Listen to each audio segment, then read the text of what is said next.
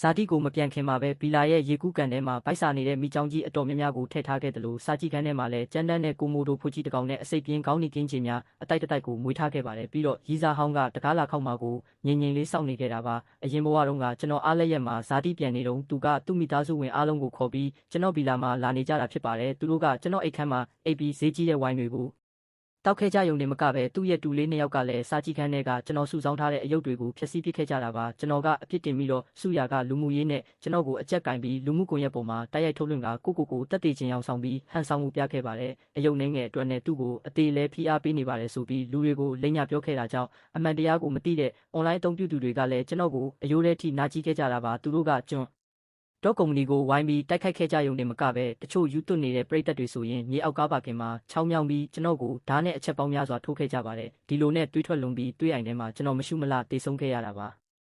ဒီဘဝမှာပြန်လဲမွေးဖွားလာခဲ့ပြီးစုရနဲ့လမ်းခွဲပြီးတာနဲ့ကျွန်တော်ရဲ့တံမိုးကြီးစုဆောင်းမှုတွေကိုတခြားအိမ်တစ်လုံးကိုတညာရဲနဲ့ပြောင်းရွှေ့ပစ်လိုက်ပါတယ်ပြီးတော့ရေကူးကန်ထဲမှာကြမ်းတမ်းတဲ့မိချောင်းတွေကိုထည့်လိုက်ပြီးစာကြည့်ခန်းထဲမှာလည်းကိုမိုတိုဖို့နဲ့ကင်းချင်များတွေကိုထားလိုက်တာပါအိမ်ရှိတကားမှာလည်းအနီရောင်တတိပေးဆိုင်ဘုတ်တစ်ခုကိုတိတိကျကျချိတ်ဆွဲထားခဲ့ပြီးအထဲမှာကြမ်းတမ်းတဲ့အိမ်မွေးတိရစ္ဆာန်တွေရှိတယ်မဝင်ရကျူးကျော်ဝင်ရောက်သူတွေဟာနောက်ဆက်တွဲအကျိုးဆက်တွေကို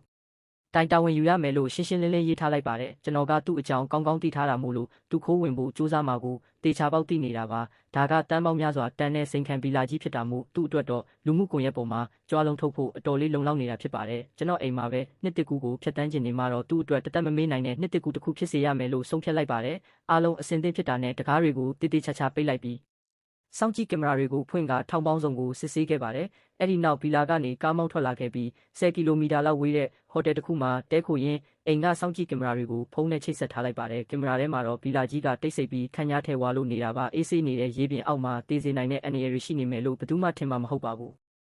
နှစ်တကူအကျိုးနေညနေ9 နာရီမှာကျွန်တော်ကောင်းမွန်တဲ့ညစာကိုစားနေတုန်းဖုန်းကတုံခါလာခဲ့ပါတယ်။စောင့်ကြည့်ကင်မရာထဲမှာတော့ဘန်ကားအစုပ်လေးတစ်စီးကအိမ်ရှိမှာလာရက်တာကိုတွေ့ရတာပါ။တောက်ဖက်နဲ့အမြင့်ကြီးနဲ့စုရကအရင်ဆုံးဆင်းလာပြီးသူ့အမေကအထုပ်ပိုးတွေကိုတဲလာခဲ့တယ်လို့သူ့အဖေကတော့ဈေးပေါ်တဲ့ဝိုင်းတွေကိုတဲလာခဲ့ပါတယ်။9 နှစ်10 နှစ်အရွယ်ကလေးနှစ်ယောက်ကတော့အိမ်ရှိတကားစီကိုစိတ်လှုပ်ရှားစွာနဲ့ပြေးသွားကြတာပါ။ကလေးတွေကမေဒီဗီလာကြီးကဘလောက်တောင်ခန့်ညားလဲကြည့်ပါဦးလို့အားရပါရပြပေါ်လိုက်ကြတော့စုရကလည်းကျမပြောသားပဲသူကတမင်တကာလမ်းခွဲခြင်းအောင်ဆောင်ပြီးကစားနေတာပါဒီအိမ်ကမကြခင်မှာကျမပိုင်ဖြစ်လာတော့မှဒါကတန်းပေါင်းများစွာတန်းတဲ့ဗီလာကြီးပဲလို့ကြွားလုံးထုတ်နေခဲ့ပါတယ်သူ့မိကလည်းရာနဲ့တကယ်ကံကောင်းတာပဲလို့မြောက်ပေးနေတယ်လို့အိမ်ရှိကဆိုင်းဘုတ်ကိုမြင်တော့အထဲမှာကြမ်းတမ်းတဲ့အိမ်မွေးတိရစ္ဆာန်တွေရှိတယ်လို့ရေးထားတယ်တကယ်ပဲအန္တရာယ်ရှိတဲ့တိရစ္ဆာန်တွေမွေးထားတာလားလို့မေးလိုက်ပါတယ်ဒါပေမဲ့စုရကတော့ကျမသူနဲ့ဒီလောက်ကြာအောင်တွဲခဲ့တာကြောင့်တကောင်တောင်မမွေးဘူးပါဘူးလူတွေခိုးမဝင်အောင်လို့6 လမ်းဖို့တမင်လှုပ်ထားတာနေမှာပါဆိုပြီးလုံးဝမမှုပဲတော့ပြင်ဆရာကိုဖုံးဆက်လိုက်ပါတယ်သူကဟဲလိုဆရာကြီးဝန်လားကျမပါပြီးခဲ့တဲ့တစ်ခေါက်ကတကားလာဖွင့်ပေးတဲ့လူလေးဟုတ်ကဲ့ကျမတော့အိမ်မှာမေးခဲ့ပြန်ပြီးအခုလာပေးလို့ရမလားဟုတ်တယ်ပြီးခဲ့တဲ့တစ်ခေါက်ကဘီလာမှာပဲဆိုပြီးလိန်ညာပြီးတော့ဖွင့်ခိုင်းလိုက်တာပါစောင့်ကြည့်ကင်မရာကိုကြည့်ပြီးကျွန်တော်လောင်ပြုံးလိုက်မိပါတယ်အရင်ဘဝကလည်းသူဒီလိုပဲလုပ်ခဲ့တာဖြစ်ပေမဲ့ဒီတစ်ချိန်မှာတော့တက်တေအဖြစ်တင်ထားနိုင်ဖို့အတွက်ရုပ်ထွက်ကောင်းမွန်တဲ့ဗီဒီယိုကိုမှတ်တမ်းတင်ထားလိုက်ပါတယ်တော့ပြင်ဆရာရောက်လာပြီးတကားဖွင့်ပေးလိုက်တဲ့အခါစုရကဆရာကြီးဒုက္ခပေးမိပြီးကျမကဒီအိမ်ရှင်မပါတော့ဘူးအိမ်မှာမေ့ကြံခဲ့လို့ဒါကကျမချစ်သူရဲ့အိမ်မှာကျမတို့မကြခင်လက်ထက်တော့မှလေးဆိုပြီးတရုတ်ဆောင်ပြနေခဲ့ပါတယ်အဲ့ဒီအချိန်မှာကျွန်တော်လည်းကို့ဘာသာဝိုင်းတခွက်ငှဲ့လိုက်ရင်ငရဲပြည်ကကြိုးဆိုပါတယ်စုရစိတ်လှုပ်ရှားစရာကောင်းတဲ့ပြဇက်ကအခုမှစတာပါလို့ရေးရွတ်လိုက်ပါတယ်အိမ်ထဲရောက်တာနဲ့စုရကမေမေတို့ပစ္စည်းတွေကိုအိတ်ခမ်းထဲမှာတွားထားလိုက်ပါအဲ့ဒီကကုတင်ကအကောင်းဆုံးပဲဖေဖေထမင်းစားခန်းကဗီဒီယိုထဲမှာဝိုင်းမရှိတယ်ကြိုက်တာရွေးတောက်လိုက်နော်လို့ပြောလိုက်ပါတယ်သူ့အဖေကဗီဒီယိုထဲကဝိုင်းတွေကိုကြည့်ပြီးဒီလောက်အများကြီးသုံးရမှာနှမျောစရာကြီးလို့ပြောတော့စုရကအဖေအဲ့ဒီဝိုင်းတစ်ပုတ်ကို2000ကျော်ရှိတာလို့ပြန်ပြောလိုက်တာပါဒါဆိုရင်တော့ဒါကိုအရင်တောက်ကြတာပေါ့ဆိုပြီးဝိုင်းကိုဖောက်တောက်ကြပါတယ်စုရအမေကအိတ်ထဲကနေနေကြဆေးနဲ့မြေပဲတွေကိုထုတ်လိုက်ပြီးမိသားစုတစုလုံးဆိုဖာပေါ်မှာအာမနာတန်းထိုင်စားနေကြရာကျမ်းပြင်အနှံ့နေကြဆေးအခွန်တွေပွားစာတက်သွားခဲ့ပါတယ်ဟိုတယ်ထဲမှာကြည့်နေတဲ့ကျွန်တော်ကတော့ဝိုင်းခွက်ကိုကင်ထားတဲ့လက်ကိုအနှဲငယ်အားဆိုင်ပြီးတပြင်းတစ်ချက်ရှိုက်လိုက်မိပါတယ်ကိုပါကိုစိတ်အေးထားဖို့ပြောရင်းကောင်းကွက်တွေကနောက်မှကြံသေးတယ်လို့တွေးနေကြတာပါ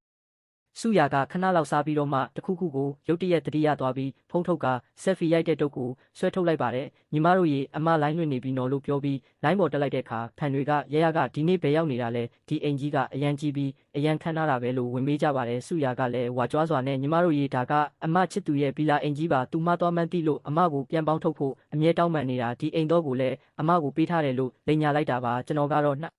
အကောင်းရှုံပြီးတစ်ချက်ရေလိုက်မိပါတယ်အရင်ဘဝတုန်းကလည်းသူဒီလိုပဲလိန်ခဲ့တာဖြစ်ပြီးကျွန်တော်ကိုသူ့နောက်တစ်ကောက်ကောက်လိုက်နေတဲ့အရန်လူတယောက်လိုမျိုးအတင်းအကျပ်လိန်နဲ့ပြောခဲ့တာပါလိုင်းပေါ်ကလူတွေကလည်းနင့်ချစ်သူကနင့်အပေါ်တကယ်ကောင်းတာပဲဒီအိမ်ကတန်းပေါင်းများစွာတန်မှာပဲရဲကတကယ်ကိုကံကောင်းတာပဲလို့မီးလောင်ရလေးပင်ပေးကြပါတယ်စုရာကဖုံးကိုကင်ထားရင်ဒီမှာရှိတဲ့အပြင်ပန်းမီးဖိုချောင်ကိုပြအောင်မယ်အရန်ကြီးပြီးအရန်လင်းနဲ့မဟုတ်လားပြီးတော့ဒီဖန်သားပြင်တကားကိုတွန်းဖွင့်လိုက်မဲဝါကိုပိုင်အားကစားခန်းမှာပဲလိုအပ်တဲ့ပစ္စည်းကိရိယာတွေအစုံလင်ရှိတယ်ဆိုပြီးလိုက်ပြနေခဲ့တာပါအဲ့ဒီအချိန်မှာကလေးကြီးလေးကအဖွားသားခြံထဲမှာသွားကစားခြင်းနဲ့လို့ပြောလိုက်တော့အဖွားဖြစ်သူကသွားလေသွားအရန်ဝေးဝေးတော့မသွားနဲ့အောင်လို့မှားလိုက်ပါတယ်ကလေးနှစ်ယောက်ခြံထဲပြေးထွက်သွားပြီးဟာဟိုကရေကန်ကြီးကိုကြည်ဦးမီးတွေလည်းလင်းနေတာပဲအရန်လာတာပဲအရန်ကြီးတဲ့ရေကူးကန်ကြီးပဲအထဲမှာလက်ကြီးတကောင်လည်းရှိပုံရတယ်အဖွားသားရေကူးခြင်းနဲ့တမီးလည်းကူးခြင်းနဲ့လိတ်သွားဖမ်းခြင်းသေးတယ်ဆိုပြီးအော်ဟစ်လိုက်ကြပါတယ်အဖွားဖြစ်သူကဒီလိုစောင်းနှင်းကြီးမှာရေကအရန်အေးမှာပေါ့လို့ပြောပေမဲ့ကလေးကမအေးပါဘူးအဲ့ဒီကန်ကအငွေ့တွေထွက်နေတာပဲရေနွေးကန်ဖြစ်ရမယ်ချမ်းသာတဲ့သူတွေရဲ့ကန်ကတစ်နှစ်ပတ်လုံးရေကူးလို့ရတယ်လို့ပြန်ပြောလိုက်တာပါစုရကတော့လိုင်းလွင်တာကိုမရက်သေးပဲညီမတို့ရေဒီချံဝင်းအကြီးဘလောက်ကျဲလဲကြည့်လိုက်ဦးနောင်ကြရင်ဒါကအမရဲ့အိမ်ဖြစ်လာတော့မှအားလုံးကိုအလဲလာဖို့ဖိတ်ခေါ်ပါတယ်နော်လို့လိုင်းပေါ်မှာရှွန်းရှွန်းဝေအောင်ပြောနေခဲ့ပါတယ်ကလေးကအဖိုးသားကိုအင်ကြီးချုပ်ပေးဦးလို့ပြောတော့အဖိုးဖြစ်သူကရတယ်အဖိုးကူညီပေးမယ်ဒါပေမဲ့ကံပေးမှာပဲကစားတော့အရန်ဝေးမသွားနဲ့ဦးလို့မှားရင်အင်ကြီးချုပ်ပေးလိုက်တာပါကျွန်တော်ကတော့ဟိုတယ်ခန်းထဲမှာထိုင်ပြီးစောင့်ကြည့်ကင်မရာပုံရိပ်တွေကိုကြည့်ရင်းဝိုင်ကွက်ကိုဖြည်းဖြည်းချင်းချလိုက်ပါတယ်ရေကန်ထဲမှာကြောက်တုံးတွေလိုငြိမ်ရှိနေတဲ့အမဲရောင်ပုံရိပ်တွေကပိုးပြီးမြင်လှုပ်ရှားလာခဲ့တာပါအဲ့ဒီအရာမှတားရဲကြီးတွေက၃ရက်တိတိပိုက်စာနေခဲ့တာမို့တိုက်ခိုက်လို့စိတ်တွေအရန်ပြင်းထန်နေကြတာဖြစ်ပါတယ်အခုဆိုရင်သူတို့တွေကယူတူပြီးတောင်းကျမ်းတော့မဲ့အခြေအနေမှာရှိနေတာပါစုရအဖေကကလေးကြီးကိုဘောင်းမီတိုလေးတစ်ထည်ပဲကျန်တော့တဲ့အထိချုပ်ပေးလိုက်တော့ကလေးကကန်းဘေးမှာစိတ်လှုပ်ရှားစွာနဲ့ခုန်ပေါက်နေခဲ့ပါတယ်စုရာကတော့လိုင်းပေါ်ကလူတွေနဲ့စကားပြောရင်းပျော်မြူးနေလုံးဖြစ်ပြီးဒီဘက်ကတေးစေနိုင်တဲ့အန်ရီကိုလုံးဝသတိမထားမိပါဘူးကျွန်တော်ကမျက်နှာပြင်ကိုစိုက်ကြည့်နေပြီးနှက်ခမ်းထောင်းကဖြည်းဖြည်းချင်းကွေးတက်သွားခဲ့ပါတယ်လာကြဆန်းပါနင်တို့မိသားစုတစုလုံးငါးပီလာထဲမှာဘဲချိန်ထိတောင်းကျမ်းနိုင်မလဲဆိုတာကြည့်ရသေးတာပေါ့လို့တွေးနေမိတာပါကလေးကြီးကကံဘေးမှာရက်ပြီးရေထဲကိုခြေထောက်ကိုစမ်းပြီးထည့်လိုက်ရင်3နှစ်ဟာမအေးဘူးပဲတကယ်ပဲရေနွေးပဲလို့អော်လိုက်ပါတယ်ပြောပြီးတာနဲ့သူကဝုန်းခနဲ့ရေထဲကိုခုန်ချလိုက်တာပါရေတွေဆင်ထွက်သွားပြီးကလေးကရေထဲမှာပျော်ရွှင်စွာနဲ့ကူးခတ်နေခဲ့တယ်လို့ကလေးငယ်လေးကလည်းကံဘေးကနေအားကျမတူကြည့်နေပြီးရေထဲကိုဆင်းကျင်နေခဲ့ပါတယ်စုရဖေကကံဘေးမှာရက်ပြီးပြုံးလေးနဲ့ဖြည်းဖြည်းလုံတော့ရေမသီးစေနဲ့အုံလို့မနေခဲ့တာပါဒါပေမဲ့ရေအောက်စောင့်ကြည့်ကင်မရာကနေတဆင့်အဲ့ဒီအမဲရောင်ပုံရိပ်တွေကရေထဲကျသွားတဲ့ကလေးစီကိုမြင်လေးစုယုံသွားတာကိုကျွန်တော်ရှင်းရှင်းလင်းလင်းမြနေရပါတယ်အေယာမတားရဲကြီးတွေကကိုက်နိုင်တဲ့အားကကြောက်စရာကောင်းရုံတင်မကပဲရေထဲကတုန်ခါမှုတွေကိုလည်းအရန်တိတာလွယ်တာပါ3ရက်တိတိပိုက်စာနေတဲ့သူတို့တွေကအခုဆိုရင်အသားနဲ့ရနေတဲ့တားရဲတွေလိုပဲ9စက္ကန့်4စက္ကန့်3စက္ကန့်